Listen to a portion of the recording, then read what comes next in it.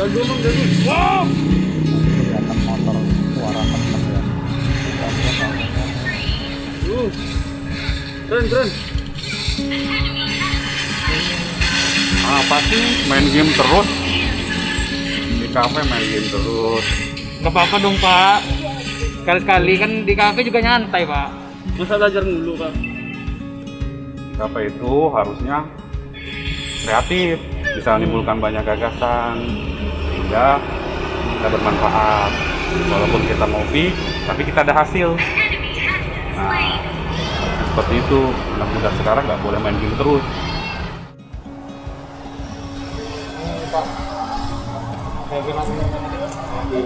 Ada Bro Husen sini. Oh iya, oh ada Bang Jack nih. Oh ini Bang Jack Pak. Ya. Ada apa nih? Oh, saya dengar ribut-ribut nih di kafe. Iya nih Bang Jack, kawan-kawan ini mahasiswa, tapi masih aja seneng main game.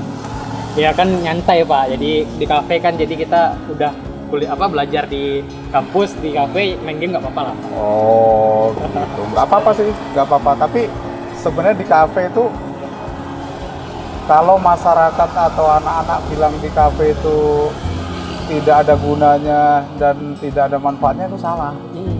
Di kafe kita juga bisa produktif, kita bisa melaksanakan kegiatan yang bagus-bagus. Tapi kalau main game, kalau saya sendiri sih nggak apa-apa, tapi jangan keterusan aja. Jangan terlalu banyak waktu dihabiskan untuk... Iya nih Bang Jack, 5 jam Bang Jack, ini lihat bayangkan, sudah 5 jam kita di sini main game aja Bang Jack. Gimana nih saran Bang Jack supaya anak-anak muda ini tidak hanya main game di kafe ini, tapi produktif, bermakna buat Iya nih Pak. bangsa ini. Terkadang kan kita udah di kampus, udah mumet belajar gitu kan Ya. Pak ya. Mungkin kebingungan di kafe ini kita apa sih yang bisa kita lakukan gitu yang lebih produktif gitu. Tapi kalau menurut saya bahwa kafe itu bagus untuk kita kumpul, mungkin untuk ketemu dengan komunitas ya, para mahasiswa ini kan deket kampus nih, anak-anak bisa ngobrol di sini. Tapi jangan salah, di kafe di situ kita bisa membahas hal-hal yang bagus. Cari inspirasi ya Pak ya? Ya, Sharing-sharing bisa gitu. Bisa juga nih yang tadi pusing-pusing di kampus, pelajaran di kampus, kita bahas dengan yang agak santai di sini. Sambil minum kopi, akhirnya, oh ternyata pelajaran di kampus itu bisa masuk ke kita. Iya sih Pak. Dan satu lagi, hal lagi mungkin ini untuk adik-adik mahasiswa ini, kalau di kafe ini biasanya kan kalau nggak main game ya bisa memainkan medsos. Ya. Ini sekarang ini banyak isu-isu nih yang menggunakan medsos justru menimbulkan hal-hal yang negatif. Nah di sini nih di kafe ini kita sambil ngobrol main medsos, tapi jangan sampai medsos itu yang menjadi ajang untuk membuli orang atau menyebarkan fitnah, atau bisa juga akhirnya menimbulkan permasalahan hukum. Itu bisa ada pidananya nih. Emang bisa buat ngelanggar gitu Pak ya? Kita main medsos gitu Pak ya? Bisa. Bisa masuk penjara Pak? Bisa masuk penjara. Suka beli-buli tuh. Tuh. Takut saya lah. Ada itu di sana itu undang-undang transaksi elektronik. Wah, di situ ada beberapa tindakan yang memainkan medsos akhirnya bisa dipidana. Nah, kita di dalam kafe ini kita jangan itu. Jadikan di kafe ini justru kita bisa sharing ya, bisa menggunakan medsos yang sebagaimana mestinya, misalnya untuk ngobrol-ngobrol yang bermanfaat. Bisa sharing-sharing hal-hal yang positif di forward ke teman-teman sehingga ini bermanfaat menjadi pembelajaran. Nah itu tuh baru cakep tuh di kafe tuh gitu tuh. Berarti kita main media sosial nggak boleh sembarangan juga ya Pak ya? Ya, Sekarang udah bisa dituntut orang gitu Pak? ya. Kalau orang yang merasa dirugikan bisa melaporkan ke aparat yang berwenang, bisa diproses loh. Dan itu ya bagian dari tugas kejaksaan juga untuk melakukan penegakan hukum. Oh Bapak jadi dari kejaksaan berarti Pak? Iya, saya dari kejaksaan. Tahu kejaksaan itu apa? Kejaksaan yang suka nuntut orang gitu? Iya Pak. Taunya JPU. Tidak salah. Tidak salah, itu benar sekali. Oh gitu Pak? Kejaksaan banyak tugasnya. Antara lain juga melakukan penuntutan, tapi juga melakukan penyidikan atau pemberkasan tindak pidana korupsi. Tapi yang penting kalau dalam tindak pidana transaksi elektronik itu biasanya kalau ada masyarakat yang lapor kepada pihak penyidik polisi, di situ berkasnya nanti diteruskan ke kejaksaan. Di situ kejaksaan mempunyai hak untuk menentukan bahwa ini perkara bukan sih gitu. Oh, jadi bukan polisi yang nentuin Pak ya? Enggak. Karena selama ini kita tahunya polisi yang nangkap, ya kan? Ya. Masuk penjara polisi yang ngurus gitu ya kan? Jadi Betul itu, tapi kejaksaan juga punya ininya Pak ya? ya untuk menentukan bahwa perkara itu, oh ini ternyata ini yang dilaporkan melakukan tindak pidana bener apa enggak nih? Oh, bisa nggak nih ditindaklanjuti dengan disidangkan di pengadilan? Nah, gitu tuh. Nih kejaksaan lah yang di situ mempunyai peran bahwa suatu laporan seseorang ini akhirnya diberkas oleh polisi ini bisa dilimpahkan ke pengadilan untuk disidangkan atau enggak. Nah, gitu tuh. Nah, ini kejaksaan ini kalau adik-adik tahu ya salah satu aparat penegak hukum yang ada di Indonesia ini untuk ya melakukan penegakan hukum. Kalau penegakan hukum ya banyak juga itu. Melakukan persidangan, melakukan pemberkasan tindak pidana korupsi, banyak tindak pidana pencucian uang dan juga tindak pidana kehutanan. Itu tugas-tugas kejaksaan itu. Oh iya Pak, saya kemarin tuh diskusi sama kawan-kawan ya Pak ya. Iya. Saya dengar-dengar kayaknya ada yang namanya kejaksaan tinggi, kejaksaan negeri itu emang ada bedanya gitu Pak ya? Nah itu dia. Ini namanya fungsi kafe ya, fungsi kafe. Di samping kita ngopi, kita juga bisa ngobrol-ngobrol nih. Berapa sih kejaksaan itu? Gitu. Bahkan Bang Jack jadi terbuka gitu Ya. ya, diskusi gitu ya. Jadi ini juga bisa dijadikan sharing atau ngobrol dengan teman-teman para mahasiswa. Supaya kalau dari jurusan hukum mau masuk ke kejaksaan juga biar tahu. Jadi kejaksaan itu adalah lembaga negara non pemerintah, setingkat menteri dan dikepali oleh seorang jaksa agung. Itu adanya di Jakarta, di ibu kota provinsi. Nah kalau ada di provinsi apa? Ya di kejaksaan tinggi. Oh iya. Kejaksaan tinggi, kalau di kabupaten atau kota namanya kejaksaan negeri. Oh, jadi kejaksaan negeri ini di bawah kejaksaan tinggi gitu. Iya betul, betul. Kayak bupati lah gitu Pak ya, kejaksaan negeri ini kabupatennya. Di setiap bupati atau kota madya itu di sana ada kejaksaan negeri. Itu perintah undang-undang itu. Kalau penanganan kasusnya Pak, apa bedanya dari Kejati sama Kejari Pak? Mungkin ranahnya gitu Pak, karena kan masyarakat kami agak bingung gitu. Apa sih bedanya ranah dari kejaksaan negeri sama ranah kejaksaan tinggi gitu Pak? Ya, itu sebenarnya sama dengan Polres atau Polda ya. Kalau Polres kan tingkat kota atau kabupaten nih. Kalau Polda adalah tingkat provinsi. Nah, kalau di kejaksaan tinggi biasanya juga menangani perkara yang sifatnya itu provinsi, jadi lebih tinggi. Ataupun kalau ada tindak pidana yang meliputi 2 kabupaten atau yang sifatnya besar ya, besar untuk ukuran provinsi, itu pasti tangani kejaksaan tinggi. Walaupun adanya di daerah suatu kota atau kabupaten. Nah, gimana kalau untuk kejaksaan negeri tingkat kabupaten atau kota? Nah, itu ya perkara-perkara yang ada di daerah hukum situ aja. Kalau di kejaksaan negeri kabupaten ini nggak boleh nangani perkara di situ, di kabupaten lain atau di kejaksaan negeri lain. Tapi kalau di kejaksaan tinggi bisa nangani seprovinsi itu. Kalau menganggap bahwa ini perlu ditangani kejaksaan tinggi karena pelakunya itu menarik perhatian atau tokoh provinsi, nah itu kejaksaan tinggi yang nangani.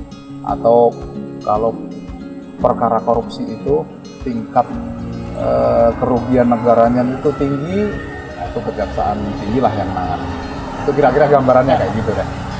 Makanya bro, jangan main terus game ya, tapi ada manfaatnya ya. Main game di kafe ternyata Bisa ketemu Bang Jack gitu. Ya. Iya. Keren Pak. Jadi Bang Jack ke tempat kafe ini suatu hal yang perlu juga. Kenapa? Biar tahu aktivitas para mahasiswa atau bro-bro yang nongkrong di sini, apa sih aktivitasnya. Jangan sampai kafe itu dijadikan ajang yang tidak bermanfaat atau justru melanggar hukum. Nah, di sini justru tempat kalau sambil ngobrol tuh bisa untuk diskusi yang bagus, Iya. yang sifatnya bisa untuk tukar pikiran, bisa di ngomong apa saja di sini malah justru itu. Iya, iya. Nah, Terus kalau kemarin kalau di mahasiswa nih Pak ya, kami mahasiswa kan kemarin lagi gempar-gemparnya demo gitu Pak ya, Ya. demo besar-besaran gitu Ya. kan. Dan itu kan kemarin membahas tentang Omnibus Law. ya, Nah itu kan sangat erat kaitannya mungkin saya rasa dengan kejaksaan, apalagi di penegakan hukum gitu Pak ya. Ya. Yang mana ini mahasiswa pada bingung gitu. Ya. Kan banyak isu gitu Pak, dari pihak sini bilang A, sini bilang B gitu. Sehingga mahasiswa banyak yang bingung. Sebenarnya Omnibus Law ini diterbitkan untuk merugikan buruh kah? Atau sebaliknya membuat buruh lebih sejahtera gitu Pak. Mungkin dari Bang Jax ada pencerahan lah untuk kami supaya nggak bingung. ternyata aku ini senangnya ini Pak Bro Husin. Mahasiswa kita kritis-kritis banget. Nah, ini di sini tempatnya ini. Iya. Di tempat kafe, jangan biar orang konotasinya kalau ke kafe itu negatif. Ternyata kita bisa bicara yang Bisa. lebih produktif gitu. Jadi kalau Ya, menurut, jangan bandingin terus ya.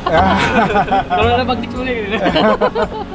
jadi gini ya, kalau Omnibus Law, kalau menurut pendapat saya bahwa keputusan untuk pemerintah untuk menerbitkan undang-undang Omnibus Law, jadi itu memangkas beberapa peraturan supaya menjadi peraturan yang efektif, tidak bertele-tele dan tidak birokratik, sehingga ada beberapa izin yang dipangkas sehingga Omnibus Law ini tidak memberatkan para pencari kerja, justru menciptakan para investor untuk membuka lapangan kerja. Ada beberapa isu yang merugikan tenaga kerja, padahal perlu kita buka bersama. Kalau melihat pasal demi pasal harus kita lihat secara komprehensif bersama. Nah, sebenarnya Omnibus Law itu bagus nggak sih untuk kita, untuk masyarakat, untuk ekonomi kita, untuk investor, dan untuk tenaga kerja. Banyak sekali yang positif situ. Di situ ada kemudahan-kemudahan investor untuk berinvestasi, untuk mengurus izinnya, Membuka industri gitu. ya, tidak birokratik. Begitu juga para tenaga kerja. Di situ justru ya ada beberapa ketentuan yang sangat-sangat melindungi tenaga kerja. Nah, nanti kalau untuk bicara lebih teknis lagi, nanti kita bareng-bareng kita buka ya Omnibus Law. Jadi saya setuju bahwa aspirasi mahasiswa, aspirasi atau buruh itu disampaikan tapi hati-hati. Iya. Harus kita jaga protokol kesehatan juga. Harus diberikan dengan cara-cara yang bagus, santun, sehingga bisa berpikiran jernih. Iya. Berpikiran jernih dalam arti sebenarnya mana sih yang dipermasalahkan, apa benar ini bermanfaat atau justru sebaliknya ini merugikan. Nah, ini nanti kita bedah deh. Apakah sebenarnya di kejaksaan ada nggak sih Pak apa, pelayanan untuk kami bisa bertanya kayak hal-hal kayak gini gitu Pak? Nah, Kan itu mungkin kan dia. nggak setiap saat nih kan Pak ya, bisa ketemu Bang Jax gitu kan. Iya. Apakah bisa kita datang ke kantor untuk menanyakan apakah ada pelayanannya gitu? Boleh. Jadi kalau saya nggak ke kafe sini, langsung ke kantor saja ini. Nah, mungkin ke kantor tapi pesen kopinya dari sini. Bisa kan bisa online sekarang. Ya, gitu. Jadi kejaksaan itu ada beberapa fungsi. Ada beberapa fungsi di samping penanganan perkara secara represif juga preventif. Artinya apa? Preventif itu kita mencegah supaya tidak terjadi tindak pidana, menyadarkan masyarakat ini, menyadarkan masyarakat supaya tidak berbuat yang melakukan tindak pidana. Bisa ke masyarakat langsung, bisa ke kampus, bisa ke sekolah-sekolah, bisa ke pesantren, Pak Husin, gitu, Bro. Jadi bisa juga kalau ada masyarakat yang perlu langsung ke kantor. Kita ada pelayanan gratis, Bro. Oh, gratis Pak ya? Gratis, Bro. Ini benar-benar gratis. Bukan gratis pulangnya dimintain ongkos. Nah, jadi gratis. Jadi, Bro, kalau ada menemukan suatu case perkara hukum apa saja, boleh kita diskusi. Diskusi pelayanan minta advice. Misalnya menemukan permasalahan hukum keluarganya tentang apa, bisa langsung nanya aja. Dan itu tidak benar-benar tidak dipungut biaya. Dan yakinlah bahwa kita insya Allah kita profesional. Artinya apa? Kita tahu minimal bagaimana sih harus melangkah kemana sih kalau melakukan menemui permasalahan hukum seperti ini gitu. Makanya jangan main game terus. Sekarang Bang Zex ada di mana-mana nih, memberi manfaat buat kita gitu. Jadi ada inspirasi baru lah gitu. Ya. Iya. Nah, jadi sekali lagi bisa langsung datang ke kejaksaan apa saja. Atau menunggu Bang Zex di mana-mana ada. Nah, gitu. Belusukan juga ya, belusukan. Atau ketemu di kafe-kafe yang lain gitu. Ya boleh. Tapi kita selalu ke tempat-tempat anak muda di mana berada dan kita bisa ngobrol. Dan satu lagi di samping kalau nggak datang di web kita juga bisa langsung kita nanya online. Jadi bukan buka game tapi buka web kejaksaan. Kejaksaan Banyak info-info menarik ya, Pak? ya .co.id atau kejatikalbar.go.id. Nah, itu web kita itu. Di situ di sana ada ruang publik untuk tanya jawab juga itu. Nah, termasuk informasi penanganan perkara. Gitu ya. Oke, gimana? Udah puas? Alhamdulillah, Pak. Ya, tunggu Bang Zex selanjutnya. Nah, makanya jangan main game terus ya. Siapa? Ya, bilang sama teman-teman ya, jangan main game terus. HP bisa menjadi manfaat. Oke? Ya, Pak. Baik. Oke, sampai ketemu lagi ya. Ya, Ya, Pak. Bro Husin. Bang Zex, waktunya. Ya. Terima kasih, semoga bermanfaat nih buat teman-teman mahasiswa. Ya. Sampai ketemu lagi Bang Zex. Oke, sampai ketemu lagi ya. Ya, Pak.